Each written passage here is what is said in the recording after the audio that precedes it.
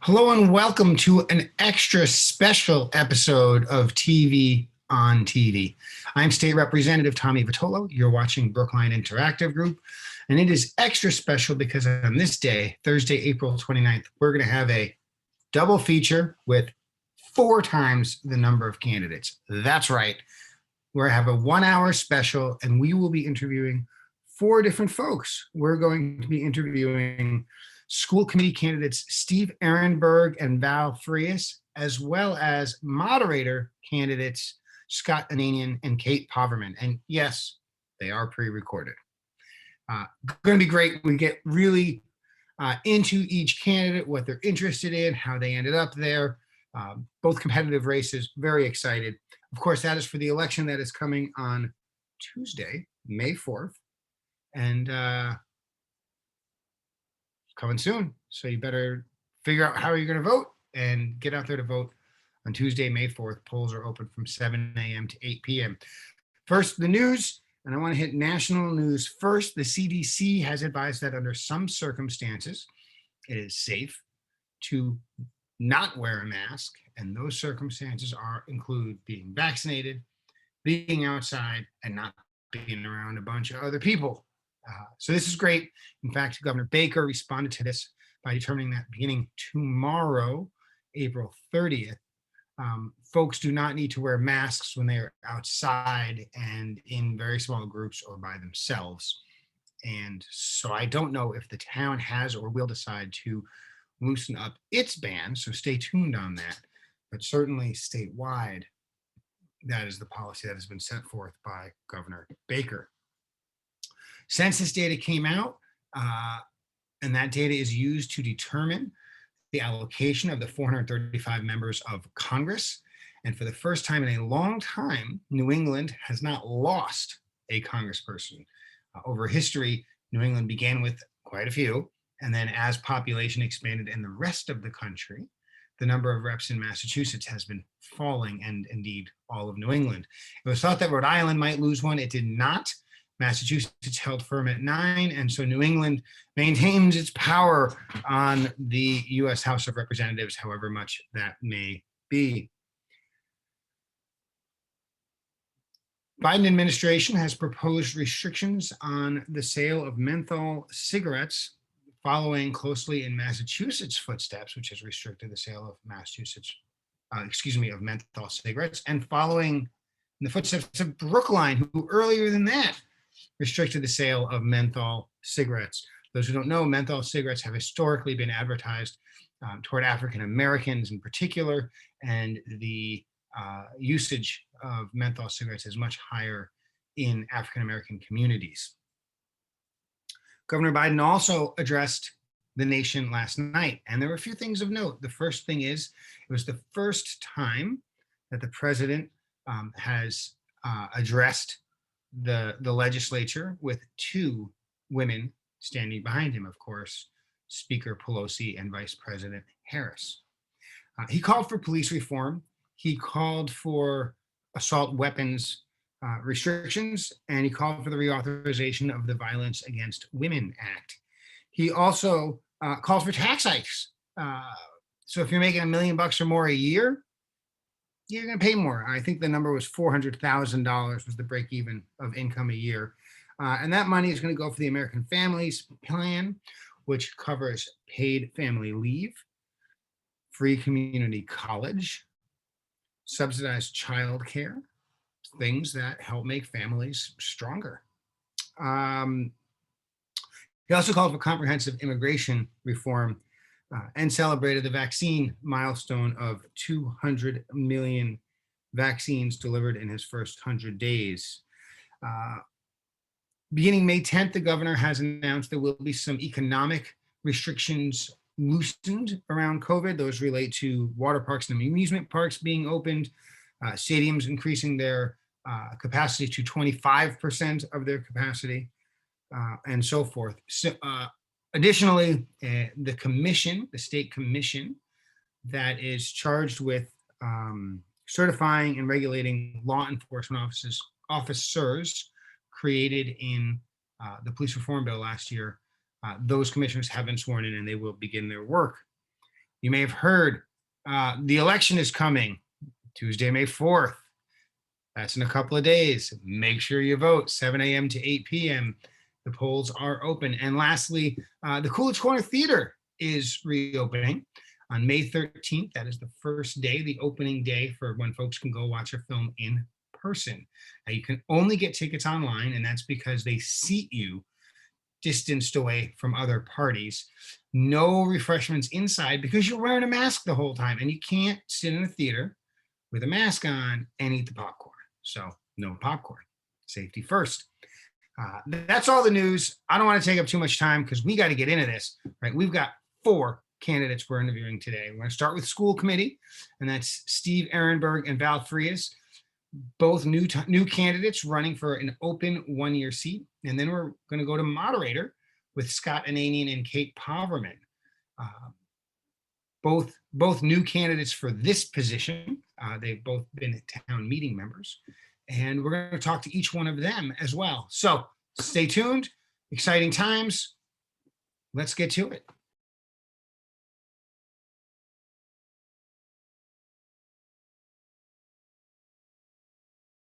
And so here we are on TV. I'm State Representative Tommy Vitolo. You're watching Brookline Interactive Group. And as you know, we've got an election coming up on Tuesday, May 4th, Star Wars Day. And one of those races that is competitive is the 1-year seat for school committee. There are 2 candidates. One is going to win. One is going to come in second place. And we're very lucky today. We've got Steve Ehrenberg here. Steve, you're running. Welcome to the show. Thank you, Tommy. I love the energy of this show. We're having fun here all the time, and we don't waste time. We get right into it. Steve, we want to know what you're about. We want to know where you're coming from. Tell us about roughly birth to mid-COVID. What have you been up to? All right. So I was born in New York City. I moved here with my wife 10 years ago. We have a couple of daughters, both of whom go to Lawrence now. We moved here because my wife got a job at the MFA, and I followed her here. And I've spent my career in education. I've been, the last 15 years, I've been working on education development programs around the world. I've worked on teacher education in Rwanda and higher education in Afghanistan, access to education in Myanmar, STEM education programs globally. So I have a lot of, I've really focused on education work. My passion has been around creating spaces where children can learn. And then I went to grad school for it. I got a doctorate in international education policy, so I could think about that question at a more, at a much higher level. That's what I've been up to. And I'll just say that I started my career also at Scholastic. I don't think you know this, Tommy. And I wrote Scholastic News magazines, which I feel like gives me more cred with primary school students than anything else. You betcha. So international, so you're thinking like both North Brookline and South Brookline. Right, that's the international, Cross Route 9. So you're running for school committee, right? Obviously, it's for both the huge salary and the fame. No, it's not. It's not at all. Tell us why you're making the pivot from a perfectly reasonable career doing perfectly reasonable things and getting paid for them and having a normal schedule to the school committee, which is a ton of work, generally thankless, for no pay. Tell us why school committee is right for you. You're funny. So it started with, I didn't think about it at all. I didn't think about Brookline's education systems at all when I enrolled my first daughter in public schools here, because I thought it's just winning the lottery, going to public school here. But then she became a struggling reader, and I started to wonder what the education system here was all about. How could I understand it and help her? So I started going to school committee meetings, and I just became fascinated, and I started wondering what was it in my international education background that was applicable.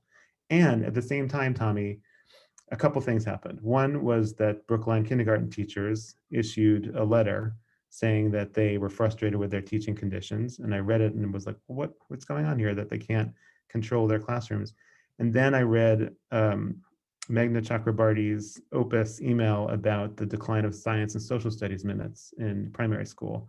And then I really started to wonder why we were making the decisions we were making in our education system. So those two events really fanned the flames of that spark of interest in our education system here.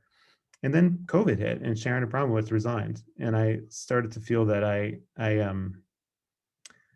really felt like our district owes it to our kids to help them recover from this lousy last year that they've had, and that I was someone who had a lot of strong education credentials that could help us uh, get through some of this recovery period and start building for the future. So that's my trajectory, Tommy. That and the sheer power, of course, of being. I'm just kidding.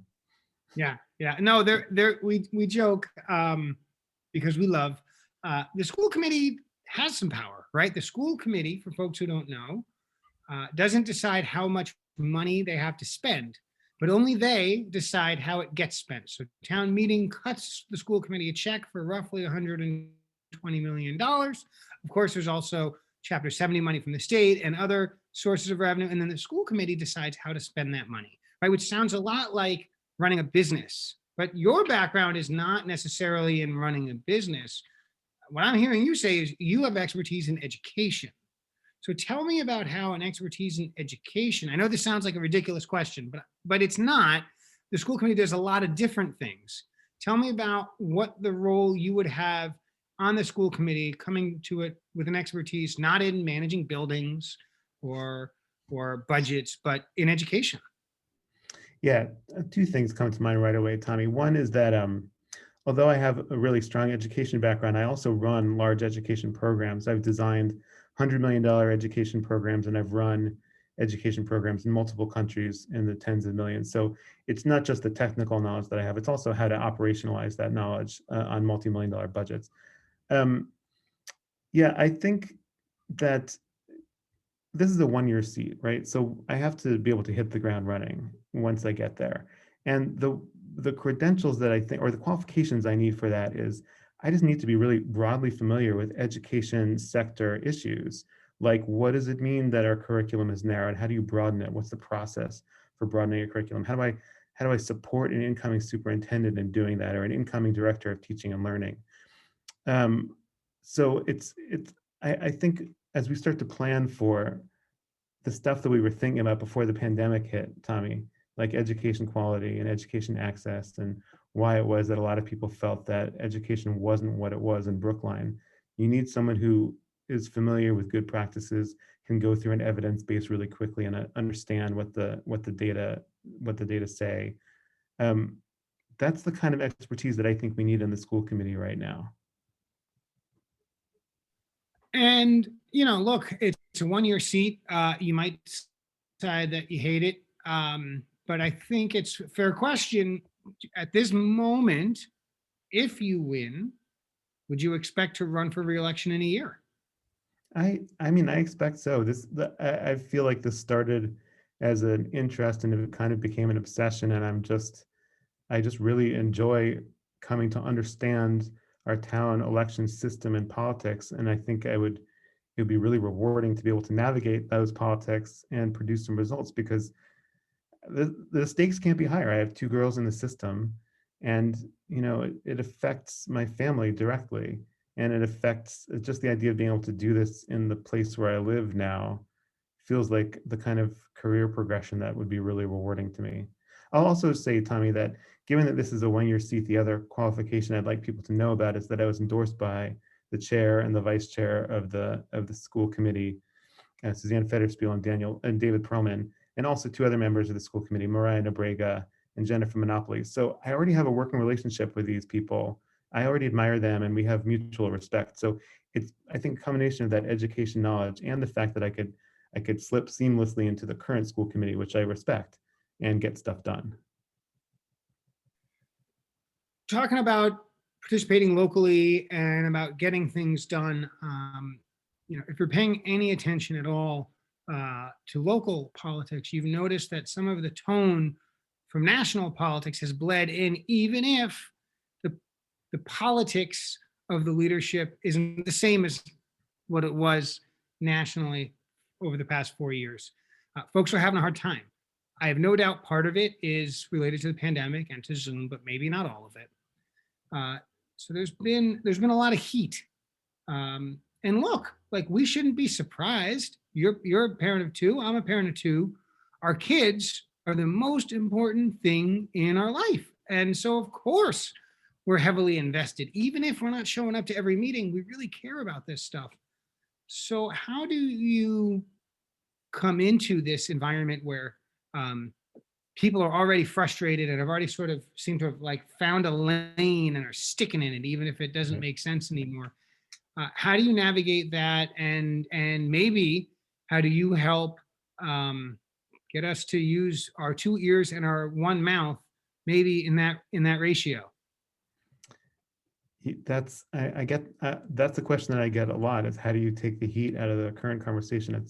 There's a lot of anger and tension in the conversation. And I think you're right to say the pandemic has been a real source of pressure.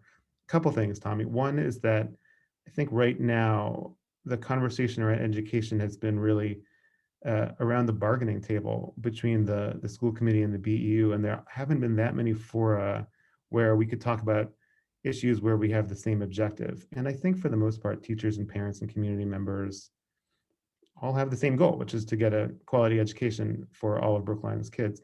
So the first thing I'd like to do on the school committee is support and expand the forums and work with independent organizations other than the school committee to conduct these conversations. What does it mean to have a rounded curriculum again? What do we want to do for our enrichment program? What is the right balance of literacy and numeracy to social studies and science? Should they be integrated? These are topics where I think we can all come together around thinking about a solution. The other point, though, is that I'd like to advocate for more points of community engagement. So the community doesn't just have public forum, public comment to vent, and then in some cases it's too close to the decision point. There's really no opportunity to absorb those comments before taking a decision, like about the budget. But that there be multiple points, that they be scheduled in advance of votes, and that parents and other community members, not people who don't have kids in the system right now, feel that their voices are really contributing to what decisions are being taken. So those are the two ideas that I have on that question, Tommy. Well, I think that ties into a trend in local politics, sort of a twofold trend. One is transparency, and the other is participation, right? How do we, number one, make sure that we're hearing from more people? And number two, make sure we're hearing from an appropriate cross section of people, right? And they're not quite the same thing. So, do you have any thoughts on what voices maybe we're not hearing enough from, or not listening carefully enough when they speak? Yeah. What are we missing out on? What would help us align our coordinates with the values of the community as a whole? Great. So, I mean, the first point is that we have to be proactive about getting those voices to know about their opportunities for engagement, and to create spaces where that engagement is welcomed. I think we need to leach some of the antagonism out of the conversation, but we also just need to make sure that certain special interest communities who have previously not felt as comfortable in public conversation feel more comfortable. The one that comes to mind first is the families of children with special needs. I think we need to take a fresh look at what special education looks like in Brookline. And a way to do that is to hold public comment and other forums where we listen to parents talk about the struggles they've had in finding ways to get their children's needs met. And I think the only way you could do it is be proactive. You have to identify organizations or institutions that already aggregate their voice or represent their voice, and invite them. I don't think they just show up. I think you're right, Tommy. A lot of times the angriest or the loudest people will show up. Nothing against them either, but we need to have it be an inclusive conversation. It's certainly not easy. It's made a little bit easier with Zoom and other ways that people can participate without being in the room. I'll tell you one thing that makes it harder is school committee meetings last a long time. And so I will put in a pitch for, you can tighten things up a little bit. I think folks will be better off. Stephen, I want to thank you for coming on the show. I know you're very busy. You've got lots of campaigning to do. There's less than a week left, folks. The election is Tuesday, May 4th. Don't miss it. I want you to get out there and vote if you are able to do so. Polls are open 7 a.m. to 8 p.m. And of course, you can vote early at Town Hall. Go to the town's website, figure it out. Steve, you've got a website. Tell us your website. I do, Tommy. It's Stephen for brookline.com. You could read more about my background. You could read more about my platform. And we're always looking, if you're interested in my campaign, we're always looking for volunteers to help hand out some leaflets on election day and just generally support us. Thanks, The good Tommy. news is folks don't have to spell your last name, Stephen Thank for you. Brookline, right? Yeah, Because it's right. not Even always with so easy a for V, everyone. with a V. But Stephen with a V. Stephen, thanks for coming on the show again. You've been watching Brookline Interactive Group. We are going to have a results show. It's going to start at 7:30 p.m. on Tuesday, May 4th, and go until about 10:30. We hope to have you on, giving a victory speech if the cards go that way, and only the voters will decide. So, Stephen, thanks again for coming on. Thanks, Tommy. This was fun.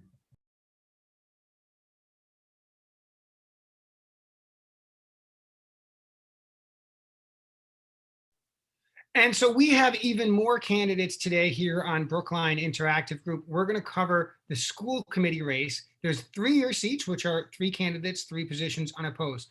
But there is a special election for a 1-year seat, and there are 2 candidates for 1 seat, and that's when things get interesting. Today, we're very fortunate. We've got school committee candidate Val Frias, and we're going to learn a little bit about what she's up to, why she's running, what she thinks about all of this. Val, thanks for being on Brookline Interactive Group. Thanks for having me, Tommy. It's great to be with you this afternoon. We're going to dive right in. We don't have a lot of time. Val, tell us what you've been up to from birth until, I don't know, the beginning of COVID. We'll skip a little bit past birth. I'm a civil rights attorney, a progressive activist, nonprofit leader. I've worked in local, state, and federal government for the last 25 years of my career. I'm a Brookline mom, a parent of 2 5th-grade boys. I was the past co-chair of the Driscoll PTO.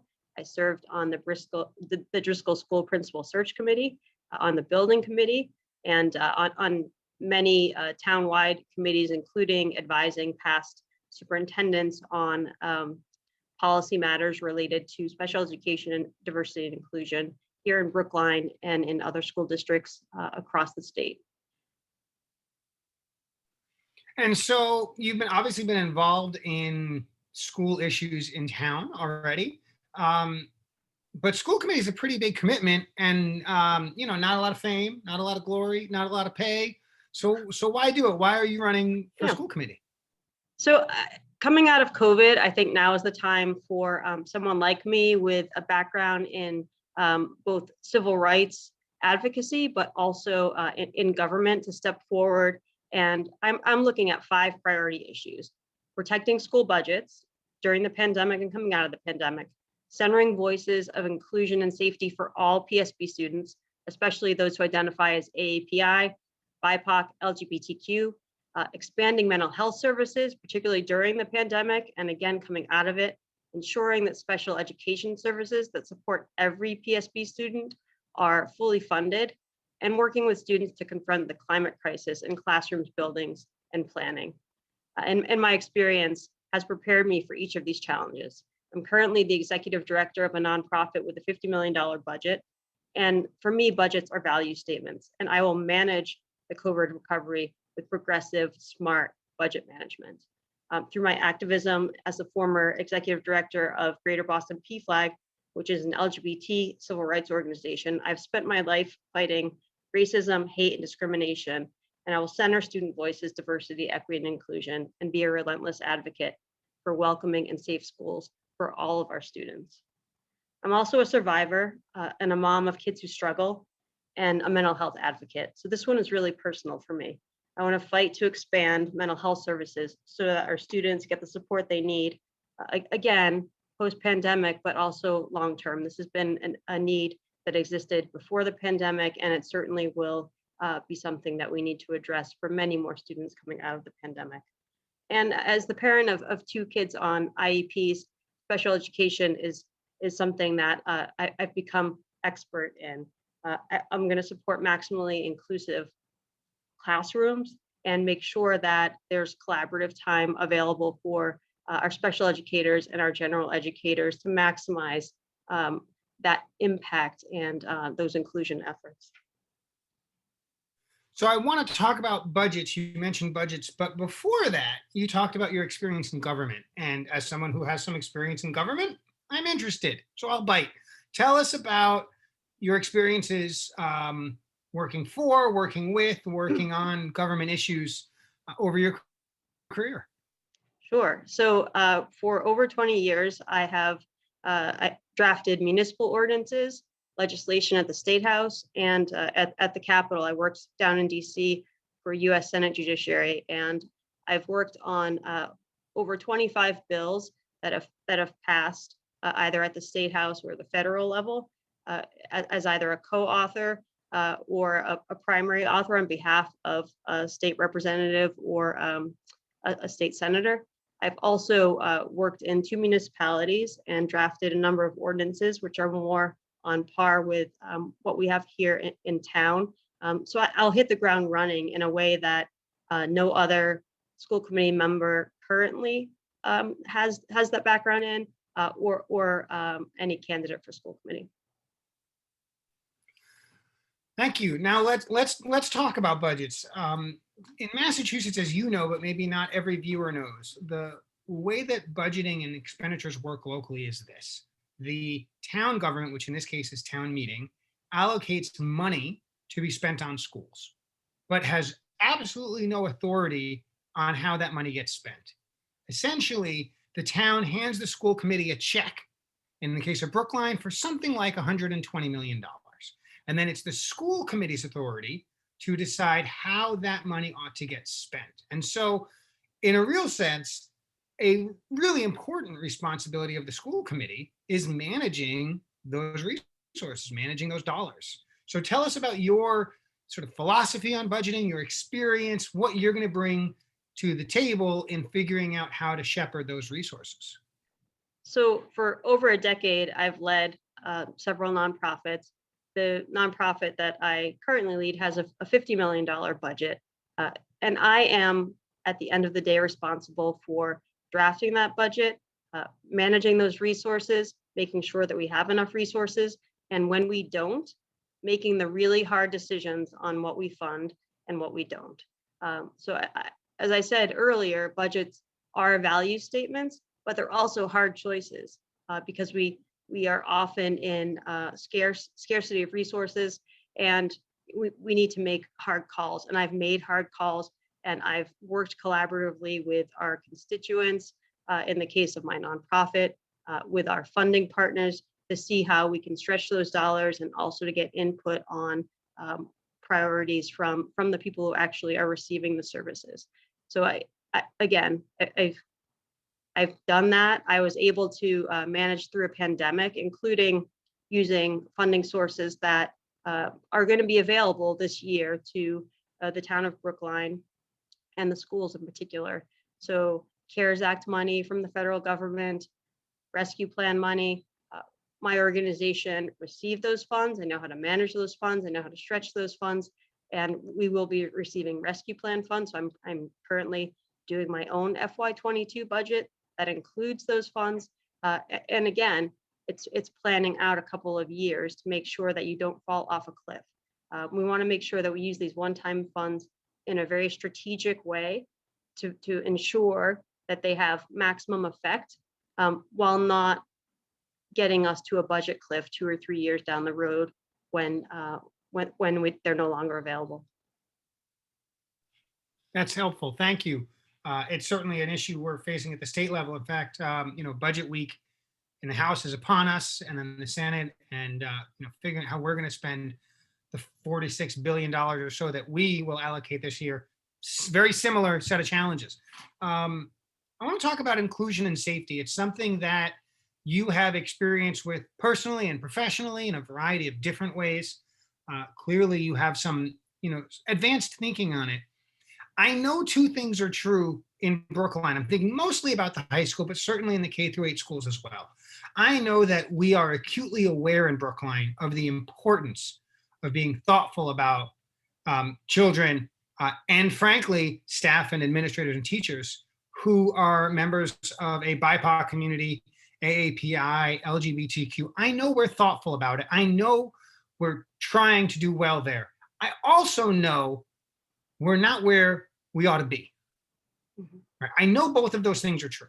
it's progress, right? We're getting there, but we're not there. And so can you give us some meat on the bones about what you can do to move us farther in the direction that we all want to be at and just don't always know how to get there?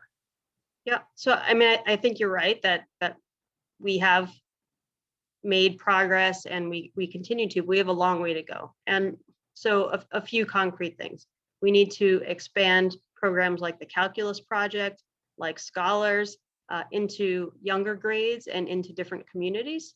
So the AAPI community, for example, doesn't have a Scholars-like program right now.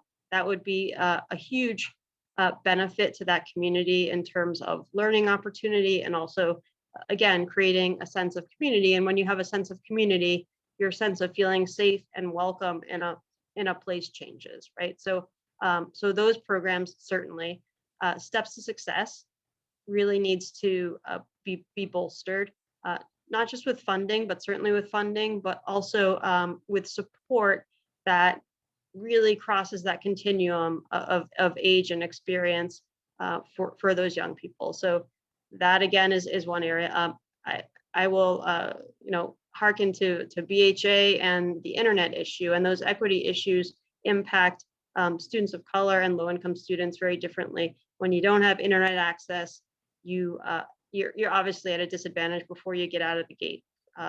We learned that during the pandemic and in Technicolor, but that was an issue before, and it will be an issue going forward. So we need to fund that. Those are some simple issues in terms of equity for education, but in terms of the broader question, we need to include more voices in our curriculum.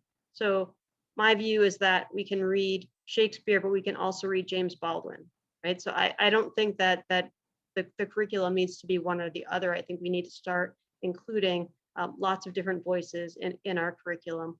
We need to look at that curriculum through an equity framework and make sure that our educators are trained in how to teach from that equitable framework. And also we need to recruit and retain our educators and staff of color. We need to do a better job at that at the both leadership level and the administrations in the administration, but also at the teacher and staff level. And that requires mentoring programs, that requires both lateral and horizontal supports that currently don't exist. Val, we've got time for one last one. Give us what did we miss? What didn't I ask? What more than just like a few words, but we don't have a lot of time left. So what should we be hearing about? What should voters know about voting on Tuesday, May 4th, if not earlier, in this race for school committee? They should know that I'm going to focus on our students, on making sure that all students, regardless of circumstance, receive the highest quality education and supports that the town of Brookline can offer. That's critical. You can read more about the specifics at valfrias.com, VALFRIAS.com, for more specifics on how I plan to do that. But again, at the core of everything that I do is looking out for all students, regardless of circumstance, through an equitable lens to make sure that they receive a quality education in a quality town. Folks can also go to your website and read about your endorsements. I know you've been endorsed by Attorney General Maura Healey, by Brookline CPAC, by a long list. And so I encourage you, viewers, get to the web, read up. We're here with Val Frias today. Thank you so much for coming on the show. I wish you the best of luck. I know folks are going to get out and vote on Tuesday, May 4th. And I know they're going to tune in that evening for the results show featuring this guy. Letting people know who won. I'm going to be watching my results with you, Tommy. Well, and we hope to have you on giving a victory speech. So best of luck to you. I'm so glad we had some time to talk today. And, go get them. You got a little bit of time left. Go win every vote. Going to knock doors. Thank you for having me.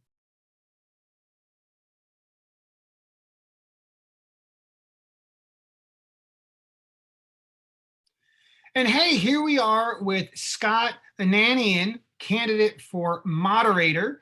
As you know, we've got an election on Tuesday, May 4th, Star Wars Day. There is a competitive race for the open seat of moderator with two candidates. Scott is one of them. Scott, delighted you could be on the show today.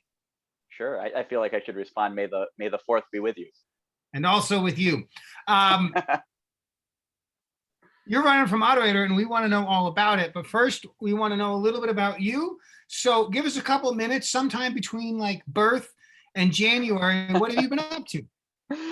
Sure. Well, I'll start. My wife Jessica and I live between Coolidge Corner, which is down there, and Washington Square down there.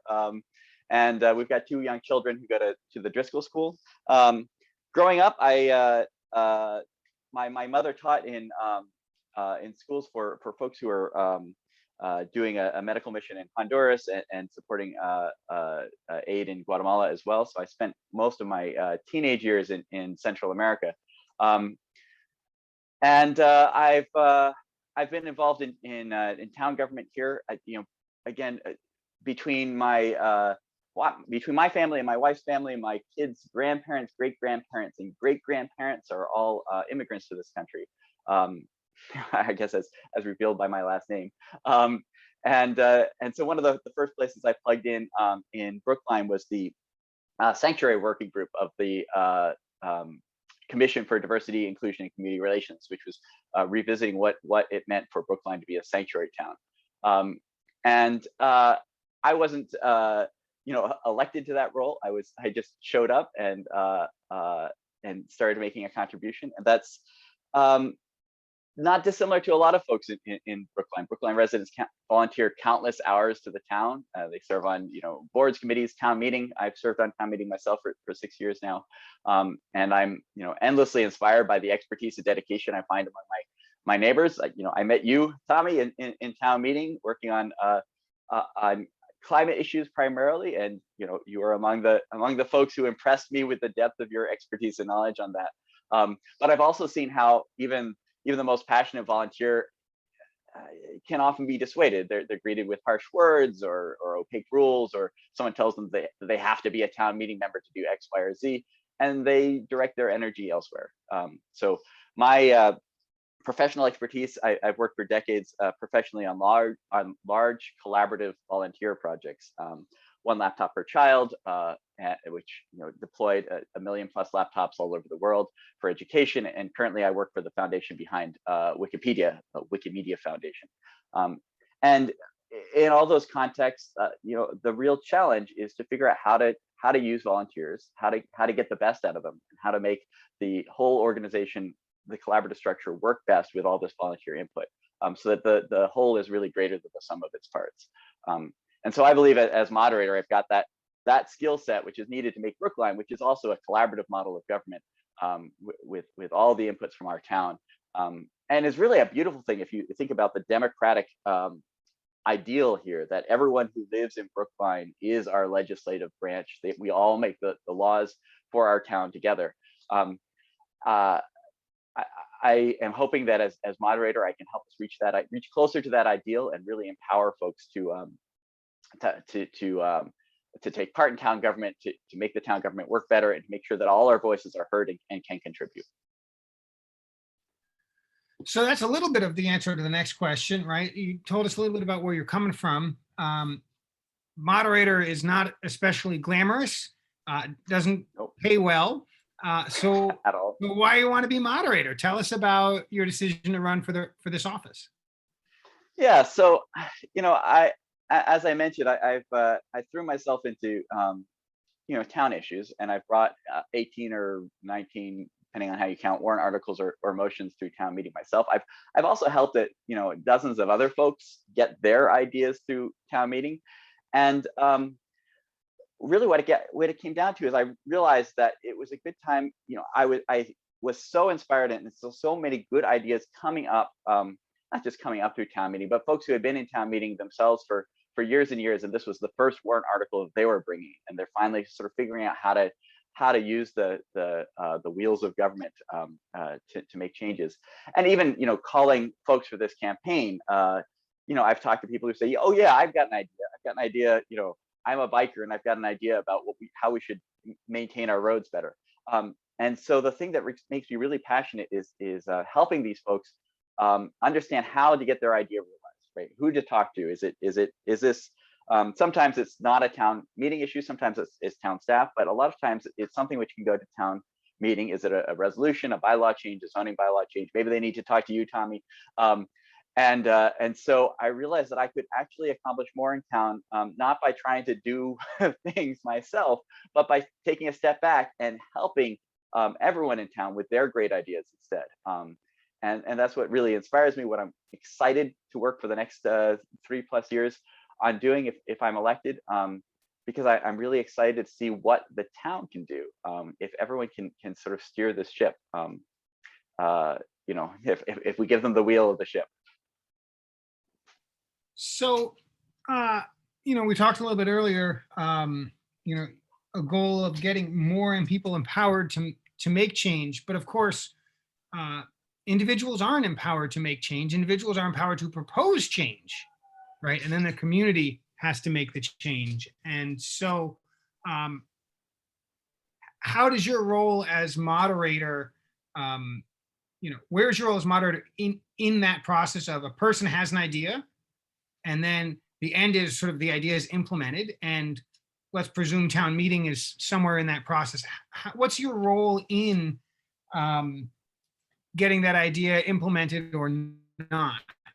Yeah, so I think part of the education aspect, I think, is helping folks in town understand how our town government works. I mean, some of them don't know we're a town, right? So what does that mean? But you'll see, for example, Brookline High School students will come in and participate in the debate phase at town meeting in favor of an issue that is of concern to them. But that debate at town meeting is just the end of a long process. And one of the things I've already started talking to folks to do is to integrate town meeting into the civics curriculum for the middle school and for the high school, so that folks can see it's a much longer process to go from an idea. There's the old Schoolhouse Rock song about how a bill becomes a law, right? So, someone has an idea. How does that idea turn into a warrant article, if a warrant article is the right form? Then there's hearings and a process by which that issue is refined. There are motions, there are amendments. It goes through this long process. Town staff are consulted.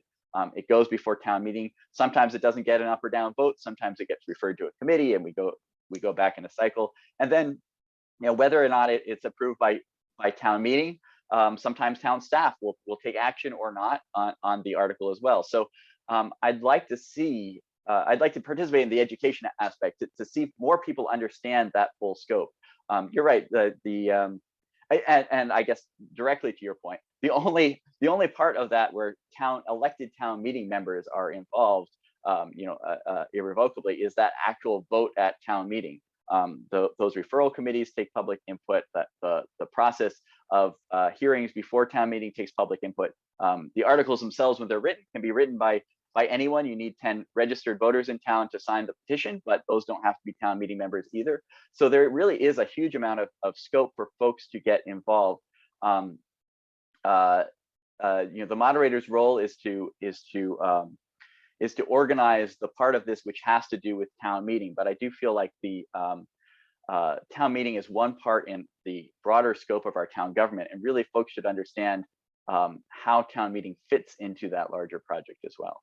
And where they can make a difference. Like I said, when I was on the sanctuary working group, I was not, elected or anything. I showed up and I contributed, and a lot of folks can do that. So there have been barriers to entry placed by folks, and sometimes by residents themselves. They think, oh, I have an idea, but I can't do anything about it. And to the extent that the town moderator can demystify those processes and remove those barriers to entry and go out. Because it's not just enough to open the door, right? You can sort of say, well, anyone can show up, but how do people know to show up? And it shouldn't be, the burden shouldn't be on the disabled, the disadvantaged, the underprivileged to climb yet another mountain in order to be heard at town meeting. We have an obligation to go out into the community and really draw those ideas to lower the cost of entry to participate in town government. Because if contributing is expensive, if you need to dedicate 200 hours a year to serving on the advisory committee in order to have an effect on town affairs, then you only get contributions from those who can afford to spend that time. So I want to talk about the advisory committee, because it's not the most, in my view, the most important part of the moderator's job, but it is part of the moderator's job to appoint the advisory committee. And of course, the advisory committee reviews each and every warrant article quite deeply, which requires the petitioner to spend some time with the subcommittee and with the full committee. And so there's sort of barriers to entry or additional burdens on the petitioner, but also to be on the advisory committee is substantial. And over time, the advisory committee has been criticized for being more small c conservative than town meeting as a whole, which doesn't necessarily line up with Democrat and Republican politics, but that's been a criticism. And so do you think it's a valid criticism? And as a moderator, how would you do things the same or differently with respect to advisory? Well, I'm going to plug my show on Big as well. We'll do cross promotion here. So episode 2 of Town Meeting Talk with Deborah and Scott just is getting uploaded today, I think, and you can see it on my website, scottforbrookline.org. There's links there because we talked about that very issue in some depth. I don't think it's a problem. I think the structure of the town, the way town government is deliberately set up. We talk about balance of powers for the federal government, and our town government has a similar structure where we have more or less deliberately set up. We've got the Committee on Town Organization and Structure, which is the most small c conservative body in our town, because we don't want to make drastic changes to how the town is organized year to year, right? We don't want to decide that we've got 5 commissions this year and 6 commissions the next year and 2 commissions the year after that, right? So, and this is small c conservative in terms of being naturally reluctant to make changes, which I think is a valid role. The next after CTUNS is the advisory committee, which again has a structural conservative role in terms of making sure our budget is balanced, right?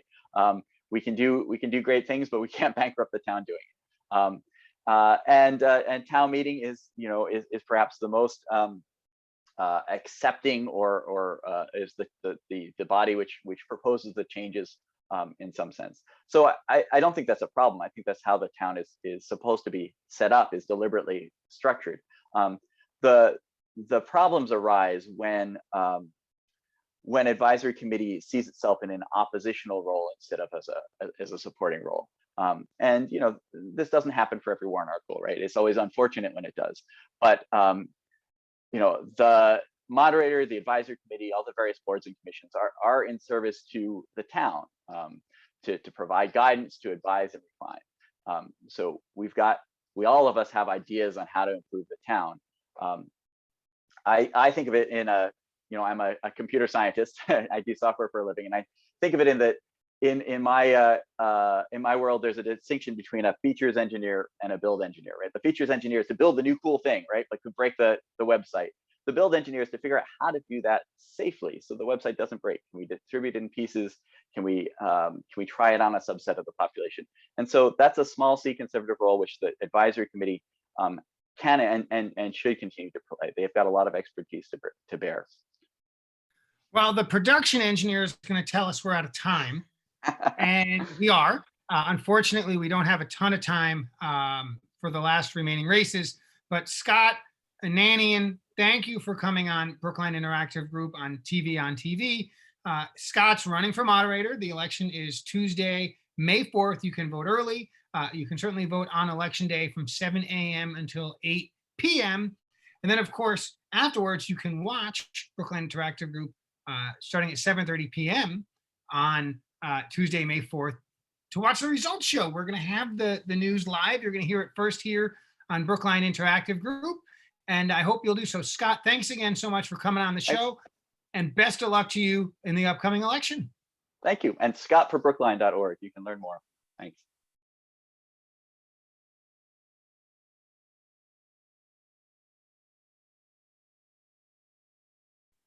And as promised, we've got quite a few candidates for today's program on Brookline Interactive Group here we've got Kate Poverman, candidate for moderator. And as we know, we'll say it again and again, the election is Star Wars Day, Tuesday, May 4th. And, if you haven't voted early, you're going to want to go ahead and vote on that day. Polls are open 7 a.m. to 8 p.m. Kate, thanks for being on the show today. It's a pleasure to be here, Tommy. Thank you for having me. And Kate, you're running for moderator, which is, it's like the umpire. You don't want to play in the game. You just want to call balls and strikes. But before we talk about moderator, tell us what you've been doing with your life for the last, years you've been living it. What's your story? Well, I have lived in Brookline for 28 years. I married my husband, Raphael Bueno then. He's a doctor over at the Brigham. We had 2 girls who went through the Brookline school systems, and they've sort of flown the coop, except that COVID has kept one working at home. So I went to the University of Chicago for law school and met Raphael, my husband, when he was a resident. So I moved here to marry him, and I was actually coming home because I'd grown up in Newton. But I liked living in Brookline much more than the idea of living in Newton. In the 28 years that I have been here, I've been involved with multiple Brookline entities. I'm a town meeting member for Precinct 8. I have worked with the Brookline Education Foundation and the Brookline Community Mental Health Center. In my law work, my practice has been pretty varied. I started out doing corporate law, but I also at that time did work doing age discrimination cases, which was very fulfilling and tragic, both at the same time. I've also done some work for the ACLU in Massachusetts, a small amount of legal work. The most recent work I've been doing is zoning work, something I never would have expected. And like the moderator job, it's one of those things that you think is going to be really boring, but is actually complex and interesting. So I've been on the Zoning Board of Appeals for 5 years and have been working on cases there as part of a 3-person panel, and that's been a very rewarding experience. I am running for town moderator, since I'm anticipating you'll probably ask that. I ask the questions and then you give the answers. Okay, and that's my answer. I'm done, Tommy. Well, I will say, if ZBA wasn't enough, you're looking for a second thankless job in town politics, and we'll see. But yeah, the question on everybody's mind that you're quick on the draw on is, so why moderator? Well, what I enjoy about being on the Zoning Board of Appeals is the quasi-judicial aspect. You are in a room of people and you have a case before you.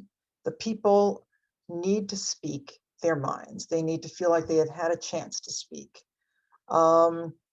Sometimes the tension rises because some cases are quite controversial, and it's necessary to cool the temperature of the room. And I enjoy very much being able to interact with people in that situation, because I found that if you fully explain things to people, if you explain why they're not getting the decision they want, then they are less likely to get upset. So it's a matter of communication. It's a matter of treating people well and having a thick skin, because people do get angry at you. Even if you're making decisions according to the law, it's not always what they want. So moderator is sort of, I'd say, an Uber version of ZBA, in that you are dealing with 250 very opinionated Brookline town meeting members, and you are not calling the shots, whatever the baseball analogy would be. You are directing the game, the hearing, in a way that is efficient, allows everyone to speak, gives every issue a proper airing, and is fair and efficient. So you're a glutton for punishment. Hats off to you for that. I will say, I've been a town meeting member for something like 15 years, and it's kind of job where when you get it right, nobody notices, and when you get it wrong, nobody forgets. Um, I want to sort of talk about the treating people well part. Um, it's a difficult balance because um, everybody wants to feel heard, but not everybody else wants to spend the time listening, especially if it's not new. And as you know, people get agitated and people get emotional and invested. And so sometimes you've got to figure out how to, as you said, lower the temperature. How are Yeah. you going to navigate this when we are back in session in a room in the auditorium? How do you know when to use a firm hand and when to soften up? That's a good question. I mean, it's a question of judgment. You have to have, to some degree, the experience, but also the judgment to know when to deal with a situation with a lot of tact. And this is a sort of from left field analogy, but I was the judge for the 5th grade spelling bee for about 10 years. And you have to be very gentle in telling a kid, no, you got that wrong, I'm sorry. So there are times when you can tell with a town meeting member that something is an extremely emotional issue. There are times that people are given, usually 3 minutes. Sometimes people want to go over. They don't want to stop talking. So you do have to be firm and say, I'm sorry, your time is up. I'm sorry, your time is up. But you cannot treat them with disrespect. You cannot just cut them off and treat them as if they were a naughty child who needs to be disciplined.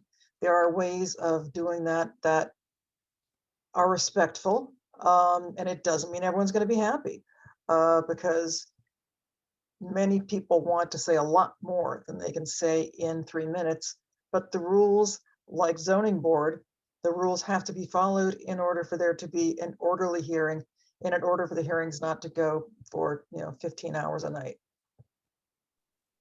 Well, it's not that long ago that town meeting members were given 5 minutes to speak. But it's also not that long ago that town meeting only went 3 nights, sometimes even 2, not 5 or 6. And so that's something for the moderator and town meeting to navigate in the future. I want to focus on objectivity a little bit. Yeah. As a moderator, you've got to make calls that are judgment calls about speaking order, about whether or not an amendment is legal within the bounds. How do you separate either these sort of spur of the moment decisions or these legal decisions from your instinct, from where you want things to go? Surely, like, you're a human being, you're a town meeting member, you've got opinions, you've got, I'm hoping this passes or this is terrible. How do you separate that out from the job of calling balls and strikes? Well, it's exactly the same as the zoning board of appeals. Actually, there are decisions you may not want to make. There are changes you may want to make to a building that you may think is too large, but the law says you can't make those changes. So you have to disregard what your personal feelings are and go by what the rules are. I am a very rules-oriented person. I was in compliance law at the Securities and Exchange Commission doing enforcement, as well as compliance in private practice. So I am a very by the rules person. That doesn't mean you don't have compassion, but I don't find it difficult to take my feelings in a professional situation and set them aside to be objective. I've done it my 35-year career. So I want to pivot to the advisory committee, which has gotten quite a bit of attention in this moderator's race. And in general, for viewers at home who may not know, the advisory committee is the town's finance committee. It's a volunteer committee. They have almost no actual authority to do anything. There's one situation where they can sometimes do a thing. Generally, though, the advisory committee gives advice, right? Suggests, makes recommendations to town meeting on just about every single warrant article, and town meeting is free to treat that advice however it chooses. I've mentioned all of this because, in fact, it is the moderator who appoints the advisory committee. And historically, the advisory committee has been a little bit, maybe more than a little bit more conservative than town meeting as a whole on some political issues. And so sometimes there's some tension between the AC and town meeting. Kate, you're going to be appointing the advisory committee. So how are you going to go about figuring out who ought to be on advisory committee? And importantly, how are you going to convince them to do the work for which it is, many hours a week, many weeks a year? How are you going to find good people, and how are you going to get them to do the work? Well, that's an excellent question, because frankly, putting in the work is the limiting factor. You can search for people, and it's not an easy search necessarily, but then when they find out how much work it is, they may not be able to do it. And there was recently somebody appointed to the committee who I think was on for a couple of weeks and then said, I just can't commit this much time. So that is one of the limiting factors that relates to appointing advisory committee members, which is getting people who can put in the time.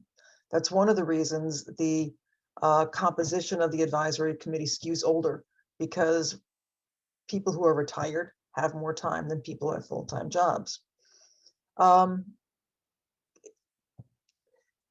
Finding people and getting a diverse panel is not a complicated dance, but it's not an easy job, because you need people with the skill and experience that are necessary, whether it's municipal financing, whether it is urban planning for zoning issues, whether it is architecture for school building or things like that. The advisory committee and the subcommittees really dive down deeply into the issues. I don't think most people realize how deeply they dig until you watch one of the sub-advisory committee meetings, which I've always been incredibly impressed by. But I think the way to get diversity is to let people know about the opportunities to be on the advisory committee. If you use a sort of second degree of separation method, like, Tommy, do you know anybody who's a good architect who might be good? Can you recommend somebody? If you more proactively reach out to groups that are not tuned in, do not usually know about the opportunity, then you get a broader population of applicants. What I would like to do is actually notify a much broader range of people in the Brookline community about the opportunity to apply for advisory committee positions. For example, sending out notices through the Brookline Parents Organization to parents saying, this opportunity exists. Are you interested? Please apply. Sending out applications or notices through the Brookline Housing Authority, through Bridge, through the Commission on Diversity, to the Senior Center. You aren't going to get a rich field of applicants unless you really look through a rich field. Kate, I want to thank you for coming on Brookline Interactive Group today. Wish you the best of luck in your race for moderator. As everyone knows, the election is Tuesday, May 4th, and moderator actually is the first item on the ballot. So if you've got a ballot, you're going to see Kate Poverman's name right up near the top. And Kate, I wish you the best of luck. I want to thank you for coming on. And once again, folks, Tuesday, May 4th, let's get out there and vote. Thanks for watching.